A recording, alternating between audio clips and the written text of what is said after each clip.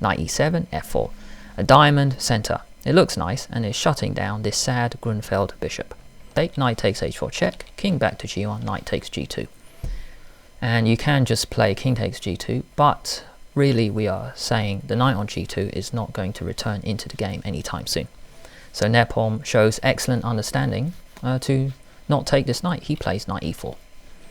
And the knight cannot go to h4 because of the rook. It can't take on e3 because of the queen on a3, and the knight on e4 is coming into f6 as well.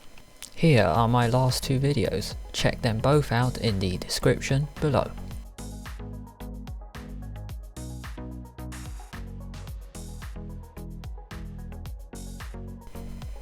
This is the quarter-final of the Jerusalem Grand Prix between Nepom and MVL. This is game 1. Let's begin. d4, knight f6, c4, g6, knight c3, d5. It's always interesting to see these two players play because they have the same black repertoire. They both play the Najdorf and the Grunfeld most of the time. Knight f3, bishop g7, queen b3, the Russian system played by a top Russian player. Nepom is currently ranked 8th in the world. MVL is ranked 6th. You may ask, what is the point of this move? It is to put early pressure on the center, and black normally captures to force the queen onto an odd looking square. One question you may ask is, why not support your center with c6? In the game, d takes c4 was played, but let's have a look at this. What is so bad about c6? White now has the chance to get a much better minor piece in the middle game. Compare the bishop on c1 with the bishop on g7. Black has to be careful. After cd5, he can still save himself by playing knight takes d5, which has been seen before. But after cd5, after bishop f4, the argument already is white's bishop is better than black's. h3 will be played and the bishop on f4 controls all these dark squares. But black's bishop is not putting good pressure in the center. Castle h3, knight c6, e3, tuck it back. In this type of middle game, it is already very difficult to see how black's bishop on g7 will be useful. Back to the game, d takes c4 was played, and after queen takes, castle. Yes, the queen on c4 looks odd, and white does get the center, but black is planning to attack this center. Also taking advantage of the fact that the queen is oddly placed on c4. Knight c6 played. a6 is another option, played by top players such as Grishuk and Sviller. We will not look at this today. e4, knight c6. Bishop e3 played. Nepom deviates from Carlsen, and he's the first one to deviate in this game. He does not want to see what MVL has prepared against h3. Carlsen played MVL back in August this year in the St. Louis Rapid. The moves went knight d7, bishop e3, planning rook d1, rook c1, he can castle queenside, and after knight b6, put your queen on c5, very useful there. And white eventually won this game. a5, rook c1.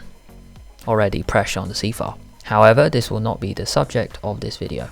I will also attach a Grunfeld defense playlist, which will be a card to this video, and it will be a link in the description below. Bishop e3 played and knight g4. MVL fought for 20 minutes. And rightly so, this is the logical move. This is why players played h3 to stop this, but what is Nepom's idea in this line? To play e5. The last top rated player who used this was PK 2628 back in 2001. Nepom is bringing back an old variation. Knight takes e3 was played in the game, perhaps an error.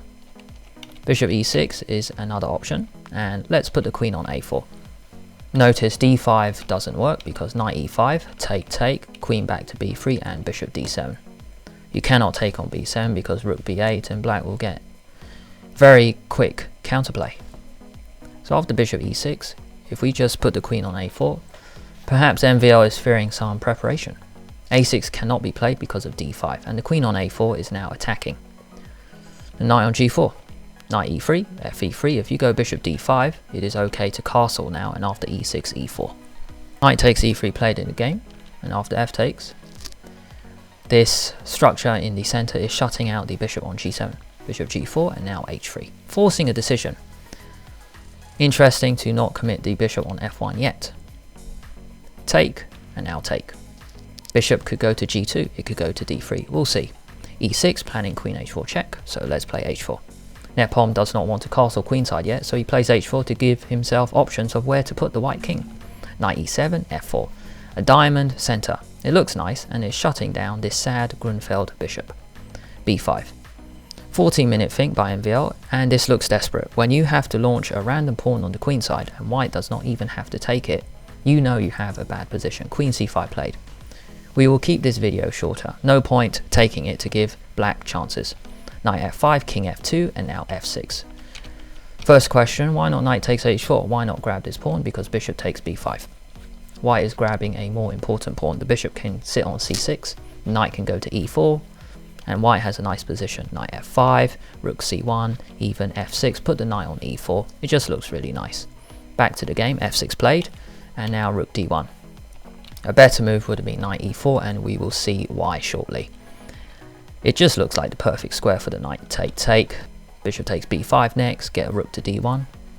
However, Nepom played rook d1 first, and we will see why this is not the best move. b4.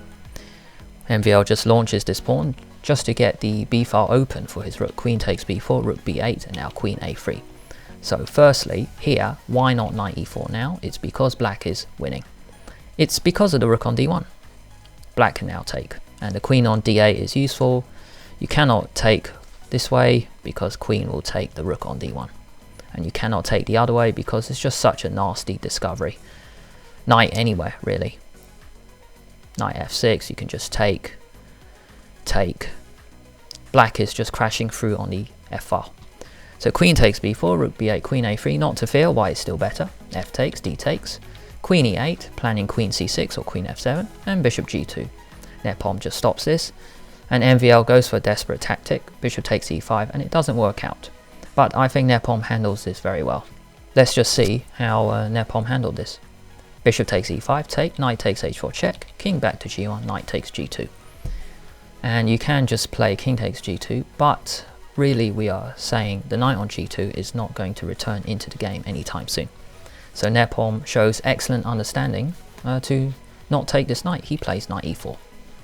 And the knight cannot go to h4 because of the rook. It can't take on e3 because of the queen on a3, and the knight on e4 is coming into f6 as well. First question, why not king takes g2? Maybe it gives black the chance to come in with queen c6 check. e4, queen b6, nice geometrical idea. Rook h3, rook f2 check, king h1, rook f8. White's queen is also a bit offside, so let's not consider this variation. Knight e4, really good move. Rook d8, and now rook c1. Getting out of the d file, but in this position, Nepom fought for 24 minutes. He decides not to take the knight, but if we go further, it is possible to take it. Let's see what happens. Rook takes d8, take, and now rook h4. Queen d5 pinning, and then rook h4. Rook f5, queen c5, trying to swap queens off. Once the queens comes off, that's it. If you go g5, you could take, and then knight g3. If you go rook e5, rook g4 first.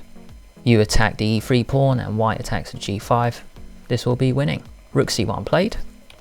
Queen b5, giving white the chance to come in with queen e7. Rook d7, guarding against mate on h7, and knight f6 check played in the game.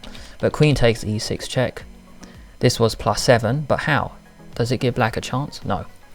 It does lead to a stunning tactic. If king h8, knight f6 attacking, rook on d7 and h7, if you move the rook, then rook takes h7 check works. Stunning, really, because after take, I mean, what is the follow-up? It's using the other rook, a double rook sack. No wonder Nepom didn't see this. It really is a computer tactic. And after this move, if you take on c7, then queen h3 check, and then that's it, mate on h7. Knight f6 check is the human move, take, take, and still this silly knight on g2 exists. Rook f7, queen d8 check, rook f8, and queen takes c7. Here, what if king g7? White could bring the queen back to d2 and then fight in this endgame, but there's a nice sequence coming up. It looks very risky because it gives black the chance to come in. Rook takes c7 actually works out. Queen f1 check, king h2, and now queen f2. This was my first question, because what now, really? That's the problem. If there's no brilliant tactic here, then white is struggling. And there is a brilliant tactic here, using the pin along the 7th. We will now bring the white queen back in to give a brilliant check, beginning with queen f6 check. Wow. And everything comes off in white's favor. Take, take, take. here, take, and now we can take the silly knight on g2, and it's all over. Back to the game, rook f8 played, queen takes c7, rook f7 check, rook f8, and now queen e7.